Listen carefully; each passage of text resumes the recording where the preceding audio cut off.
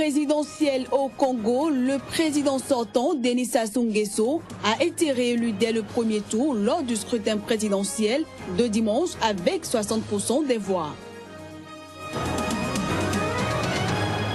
Référendum constitutionnel au Sénégal, les Sénégalais sont divisés sur la victoire du oui.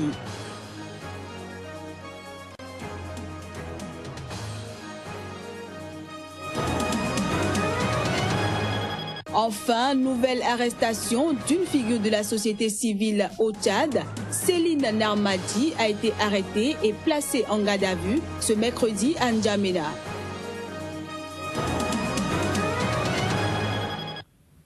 Bienvenue sur Sika TV, mesdames, messieurs, bonjour. Au Congo-Brazzaville, le président sortant Denis Sassou Nguesso, qui cumule 32 ans de pouvoir à la tête de son pays, a été réélu dès le premier tour lors du scrutin présidentiel de dimanche avec 60% des voix. Ses premières impressions à l'issue de la proclamation des résultats à travers cet élément. Le scrutin s'est déroulé de la manière la plus ouverte.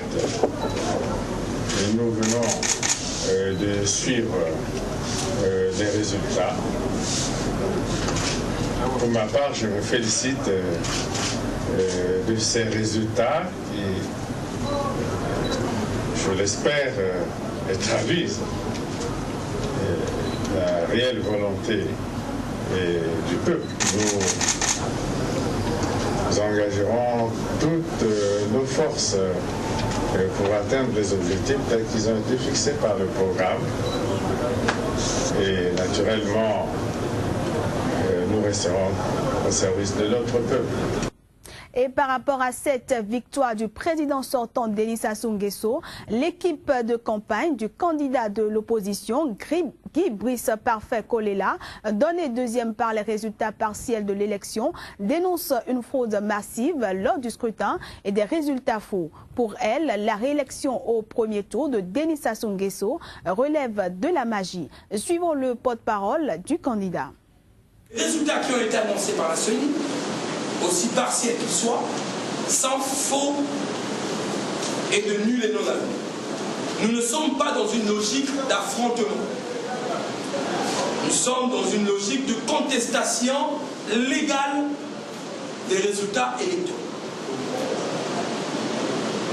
Nous sommes dans une démarche consensuelle parce que nous considérons que le bon sens demeure jusqu'à ce jour, en tout cas nous l'espérons, le sentiment humain le mieux partagé. Ne comptez pas sur nous, notamment sur Guy Brice Parfait Kolela, pour rentrer dans une épreuve de force ou de violence. Il n'est point question pour notre part. Nous resterons dans la légalité républicaine. Au Sénégal, après la proclamation des résultats du référendum constitutionnel de dimanche, les représentants des deux courants se sont prononcés sur les chiffres. Le courant du oui défend sa victoire, largement critiquée au regard du faible taux de participation. De son côté, les partisans du non expriment n'être pas déçus par le résultat obtenu. Un micro-trottoir réalisé par Tchèque Berté. Quand on compare le Sénégal de 1963 au Sénégal de 2016, en matière électorale et en matière de démocratie, vous savez quand même qu'on fait des erreurs extrêmement graves.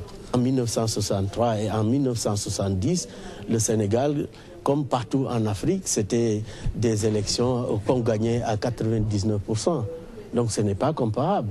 Prenez maintenant le référendum de 2016. En réalité, c'est à mi-mandat. Quel que soit un président de la République, à mi-mandat, il a quand même des contestations et des contestataires qui se retrouvent autour de ça. Ici, pas autour de son bilan, mais autour de sa personne. En tout état de cause, le peuple sénégalais qui est mûr, qui est un peuple qui observe et regarde où se trouve la vérité, a jugé qu'il fallait soutenir les 15 points. Il n'y a aucune déception de notre part. Si vous regardez par exemple le taux de participation à ce référendum-là, cela signifie beaucoup de choses. Un référendum tel que ça s'est passé depuis que nous faisons des référendums au Sénégal, c'est qu'il y a une adhésion massive des populations Et on en sort en général avec un pourcentage de variant entre 90 et 99%. Donc aujourd'hui, si on se retrouve avec un taux de participation de moins de 40%, il y a une lecture à faire. Hein. Nous, de l'opposition, il n'y a véritablement aucune déception. Et les enseignements que nous pouvons tirer de ça, c'est que la population n'a pas porté son adhésion donc, au projet du président Macky Sall. Sur un tout autre registre, le président de la République gabonaise était récemment à la Direction générale de la documentation et de l'immigration. Ali Bongo Ondimba est allé toucher du doigt les nouveaux dispositifs technologiques censés garantir la sécurité nationale, faciliter la mobilité des citoyens ainsi que l'entrée des investisseurs étrangers. Il a également pu constater l'avancée du chantier de construction des nouveaux bâtiments de cette administration. Reportage Paul Avougou Ndila. La délivrance des passeports, visas d'entrée et cartes de séjour ne feront plus l'objet de longues attentes comme c'était le cas par le passé. Illustration d'une réforme des services de l'État destinée à garantir une égalité d'accès pour les usagers. La Direction générale de la documentation et de l'immigration, dont l'action est sous-tendue par des contrats d'objectifs et de performance, modernise l'approche de ses missions, comme a pu le constater Ali Bongo Ondimba en parcourant le nouveau bâtiment du service des passeports. Une structure intelligente qui communique par clé de chiffrement interposée avec des automates de fabrication de documents. Vous avez la démonstration vous-même devant vos yeux de la célérité avec laquelle on m'a remis mon nouveau passeport. Donc la DGDI a totalement, et le ministère, répondu présent par rapport aux exigences qui sont les miennes sur une égalité des chances. La vitesse à laquelle j'ai eu mon passeport, c'est exactement ce qui va se passer pour tous citoyens dans ce pays. Afin de renforcer l'efficacité opérationnelle et d'améliorer l'expérience des voyageurs, le ministère de l'Intérieur et de la décentralisation de la sécurité et de l'hygiène publique achève le déploiement de la solution QE6, un système intégré de contrôle aux frontières et de visa développé en partenariat avec le leader mondial de la sécurité électronique Gemalto. E-Visa, borne automatisée de contrôle des documents biométriques, antenne DGDI à Paris, Brazzaville et Yaoundé, mise en ligne des formulaires de bande, des outils innovants pour une gouvernance publique axée sur l'obligation de résultat. Il y a des améliorations, notamment en ce qui concerne les demandes de visa. Vous avez vu maintenant que nous avons un service de e-visa qui permet à des demandeurs de visa pour venir visiter d'autres pays de ne pas être obligés de se déplacer comme dans le... Afin de renforcer l'efficacité opérationnelle et d'améliorer l'expérience des voyageurs, le ministère de l'Intérieur et de la décentralisation de la sécurité et de l'hygiène publique achève le déploiement de la solution QE6, un système intégré de contrôle aux frontières et de visa développé en partenariat avec le leader mondial de la sécurité électronique Gemalto. E-Visa, borne automatisée de contrôle des documents biométriques, antenne DGDI à Paris, Brazzaville et Yaoundé, mise en ligne des formulaires de bande, des outils innovants pour une gouvernance publique axée sur l'obligation de résultat.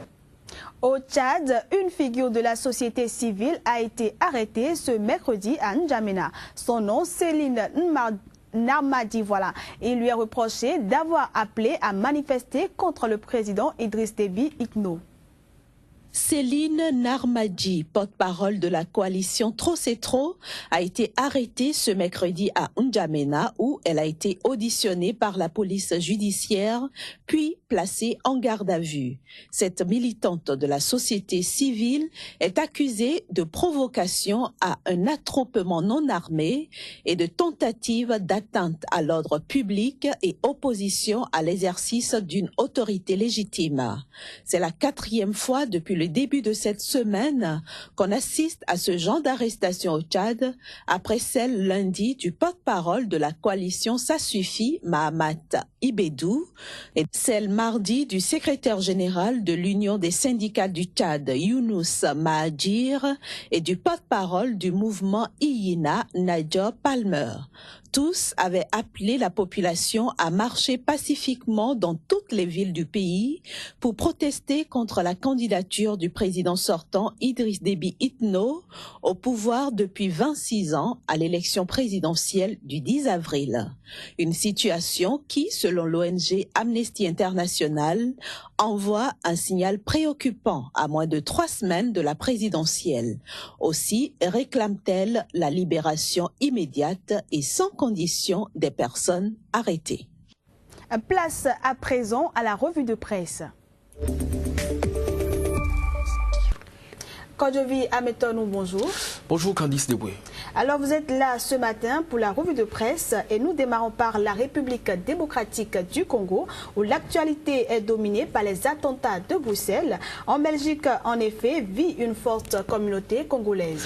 Oui, vous n'avez pas tort Candice Deboué, une forte communauté congolaise de la République démocratique du Congo, bien sûr, vit effectivement en Belgique. Là-dessus, l'attentat survenu donc n'a pas manqué donc de faire de victimes dans ce camp. Du fait, le Forum des As tire les leçons des attentats de Bruxelles qui ont fait assez de victimes. Parmi elles, écrit Média Congo, le vice-président de l'Assemblée nationale et de nombreux Congolais, même si ce ne sont que des blessés graves. D'ailleurs, à la une de Radio Okapi, une rescapée congolaise dans un récit émouvant rapporte donc la scène qui aura fait au total 34 morts pour l'heure et plus de 200 blessés enregistrés à ce jour.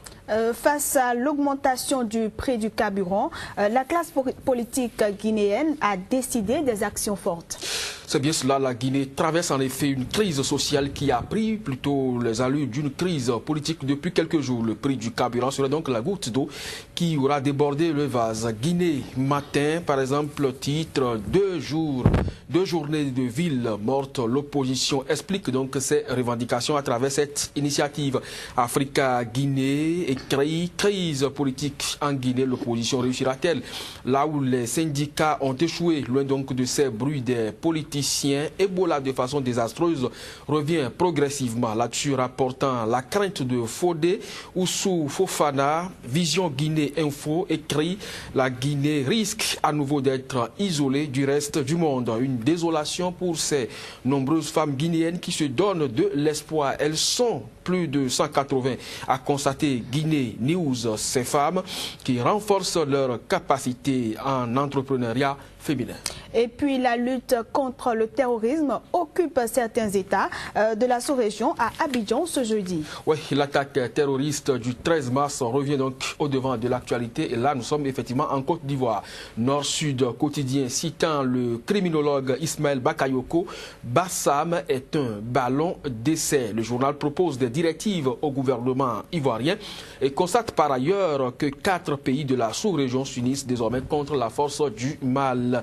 Fraternité matin parlant toujours de concertation à Abidjan dès ce jeudi de certains pays de la sous-région et bien sûr pour lutter contre le terrorisme. L'Inter révèle un plan d'attaque contre la Côte d'Ivoire avant l'assaut des terroristes sur Bassam. Et le quotidien aujourd'hui pour conclure fait remarquer que la presse française ne croit pas à la version jusque-là livrée par le régime d'Abidjan sur cette attaque intervenue le 13 mars à Bassam. Ainsi va le continent. Kodjovi Ametonou, merci pour toutes ces informations. Ce fut un plaisir de vous avoir accompagné au cours de ce journal. Plaisir partagé. Et voilà, mesdames, messieurs, ce sera tout pour cette édition que nous vous remercions d'avoir suivi. Excellente journée en compagnie des programmes de SICA.